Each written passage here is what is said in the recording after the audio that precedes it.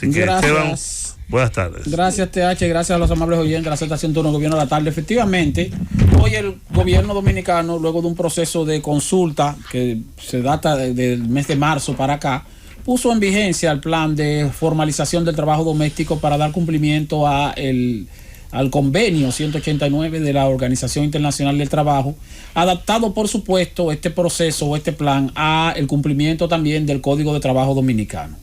3 resoluciones básicamente amparan este plan, que es la resolución 14-2022 del Ministerio de Trabajo. Esa resolución es la que establece entonces la obligatoriedad de que ahora, cuando usted contrata a una trabajadora doméstica, usted tiene que hacer un contrato de trabajo y tiene que depositar ese contrato de trabajo en el Ministerio de Trabajo. Y ese contrato de trabajo debe establecer el horario y todo eso. La otra resolución es la resolución 11-22, que es la que mencionó Juan TH, que es la que establece un salario mínimo de 10,000 pesos mensuales para las trabajadoras o el trabajador doméstico, siempre que sean empleados domésticos de un empleador que no sea empresa, o que vayan a trabajar para una casa de familia, para una casa de veraneo, que su empleador sea vamos a decir, un ciudadano normal, tal vez un empleado normal, y no que sea adscrito a una empresa, porque si no, entonces tienen que cumplir con las normativas que establece el Código de Trabajo normal, aún siendo empleado doméstico. Y la otra resolución es la 551-08-2022, que es del Consejo Nacional de Salario, Consejo Nacional de la Seguridad Social, que es la que establece un plan piloto para un plan de seguro de salud, de seguro de riesgos laborales y de plan de pensión para los trabajadores domésticos, para las trabajadoras domésticas, que eso sí es bastante interesante. Inicialmente, la resolución 14-22, esa resolución establece lo que establece el Código de Trabajo para los demás trabajadores, señores. Un horario que no pase de más de 44 horas semanales de labor, es decir, 8 horas diarias, de lunes a viernes, y el sábado, que pueden ser 4 horas, o se puede distribuir. La guía de trabajo establece una sugerencia de horario, de 6 de la mañana, 9 de la mañana, luego de 11 de la mañana. No, eso es un ejemplo. Lo que está diciéndole la resolución al empleador o a la empleadora es: mira, tú tienes tu trabajadora doméstica con dormida, pero dentro de, aunque ella esté con dormida, tú tienes que establecerle labores durante 8 horas diarias o durante 44 horas semanal, y tiene que garantizarle sus 36 horas, que es un día y medio de descanso semanal. Fíjense que la gente trabaja generalmente jornada completa de lunes a viernes, el sábado hasta el mediodía, tiene entonces la mitad del sábado libre y el domingo libre. Eso son 36 horas, si tú calculas la jornada 8 horas. Eso es lo que está establecido en el código para todos los trabajadores. Lo que está mandando esta resolución es que hay que hacer lo mismo con la trabajadora doméstica, aún sea con dormida. Eso, señores, no se va a cumplir del todo, porque la trabajadora doméstica, cuando es con dormida, o trabaja más de 8 horas o trabaja menos de 8 horas. O sea, eso es muy, muy subjetivo, porque eso va a depender de la labor que realice en la casa, si terminó más temprano, si terminó más tarde, y de repente se queda en la casa barajando porque ya terminó su jornada y sin embargo todavía la doña no ha llegado, en la noche que le toca hacer cena. O sea, eso no es un asunto que va a ser estricto. No va a ser estricto, a menos que tú tengas una empleada doméstica que vaya sin dormida todos los días a tu casa. Y entonces ya tú tienes que garantizarle que son 8 horas de trabajo, y ahí tú tienes que ver cómo tú se lo divides, porque no puedes poner a trabajar más de 8 horas diarias y 4 horas en el sábado, en caso de que sea sábado, o dividirle las 44 horas de lunes a viernes. Eso ya depende de la división. Lo otro es que esa resolución deja en claro, se garantiza el derecho de vacaciones de la trabajadora doméstica, se garantiza el derecho de doble sueldo de la trabajadora doméstica, pero no incluye el derecho de cesantía, lo que nosotros conocemos como la liquidación. Eso no está en el código, en la resolución, ni está en el Código de Trabajo tampoco.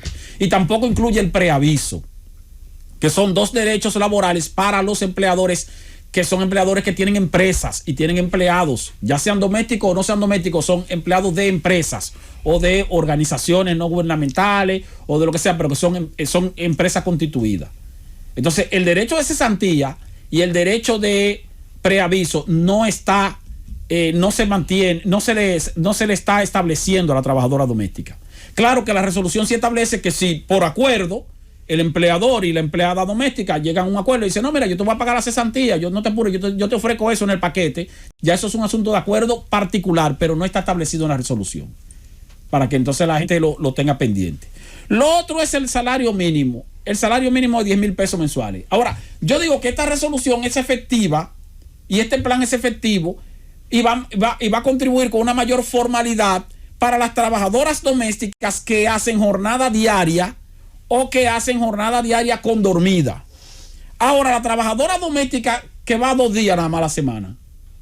Como hay muchas trabajadoras domésticas, tú tienes una trabajadora doméstica que va 2 días a la semana a tu casa, o que va un solo día a la semana, o que tal vez va 3 días a la semana. Si tú no le estableces 44 horas de trabajo en esos 2 días o en esos 3 días, pueden ser menos porque la resolución dice que puede ser menos, pero entonces tú no puedes obligar a un empleador en una casa que si tiene una trabajadora que nada más va 2 días, tú no puedes decir entonces, mira, que tiene que dar un salario mínimo de 10,000 pesos. Ya eso será mediante acuerdo entre las partes y ahí sí no se va a establecer el contrato para llevárselo al Ministerio de Trabajo. O sea que las trabajadoras que trabajan 1 o 2 días a la semana solamente en una casa se van a quedar como quieran en la informalidad. Porque la resolución ni siquiera hace referencia a eso, sino que hace referencia a las que trabajan la semana completa. Entonces esa parte en algún momento habrá que a buscarle alguna salida o simplemente se quedarán esas en informalidad, que no está mal porque son trabajadores, vamos a decir, independientes. Hay trabajadoras que van 2 días a una casa, van 2 días a otra casa y van 3 días a otra casa, y entonces lo que tienen es como un pluriempleo, pero se mantienen en la informalidad. Para esas personas no aplica esta resolución. Aplica para las que son condormidas la semana entera o las que van la semana entera en la mañana y vuelven y se van en la noche, que no tienen dormida, que generalmente le dan su pasaje y su cosa. Ahora, el punto importante de esta formalidad es la resolución 551-08. Se establece entonces que la trabajadora doméstica ahora va a tener, a través del Consejo Nacional de Seguridad Social, siempre que se haga el contrato, que se formalice el contrato y que se lleve al Ministerio de Trabajo, un seguro a través del SENASA, no a través de las otras ARS, un seguro médico, que va a incluir también un seguro de riesgos laborales, que es sumamente importante para un trabajador doméstico, porque lo que más puede pasar son accidentes laborales en la cosa, que va a incluir el seguro de maternidad para la trabajadora doméstica cuando salga embarazada y su pago correspondiente, como se establece para los empleados normales, y que va a incluir también un fondo de pensión para una pensión solidaria. Claro, esa resolución también tiene como avance fundamental que establece la aplicación en un plan piloto del llamado régimen contributivo subsidiado de la Ley de Seguridad Social. Está el régimen contributivo, que son los trabajadores formales, que los empleadores y los empleados son los que aportan para su seguridad social. Está el régimen subsidiado, que es el aporte que hace el Estado para los seguros subsidiados que tiene la gente en SENASA.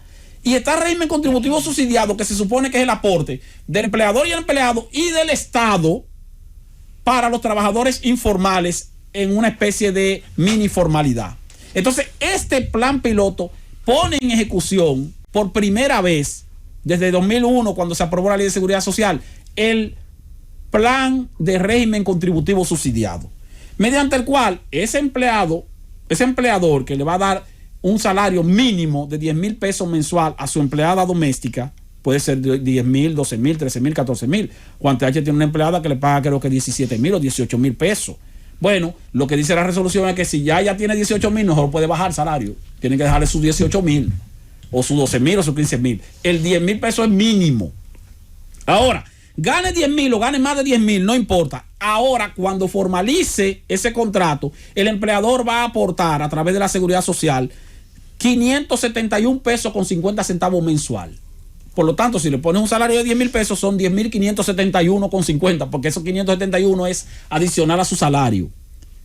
Si gana más de 10,000, 12,000, 13,000, como quiera, lo mismo para el empleador, los mismos 571 pesos mensual. La empleada doméstica va a aportar 28 pesos con 50 centavos de su salario. Tú se lo vas a descontar. Eso sí, tú se lo vas a descontar a tu empleada. 28 con 50. Y el Estado va a aportar 259 con 43. El total de la cápita van a ser 859 con 43. Con eso, entonces, la empleada doméstica va a tener derecho a un plan de seguro familiar de salud básico, pero va a ser un plan básico con base en los servicios que ofrece el régimen subsidiado, No va a ser con base en los servicios que se ofrecen en el régimen contributivo. Y va a ser a través de SENASA, no a través de las otras ARS, sino siempre de SENASA porque el Estado va a hacer un aporte. Y SENASA es la ARS del Estado. Pero va a incluir el derecho de maternidad. Cuando la señora, si la empleada doméstica sale embarazada, va a tener derecho entonces a 3 meses y medio de salario, y eso lo va a cubrir la seguridad social, no el empleador, si está asegurada ya formalmente. Y va a tener también su derecho de maternidad, que es el equivalente al 33% de su salario mientras dure el periodo de lactancia, que creo que son 3, 4, 5 meses, no sé, eso lo establece la propia ley. Y va a tener entonces también su seguro de riesgo laboral, que es el mismo seguro de riesgo laboral que aplica para los trabajadores normales del sector privado.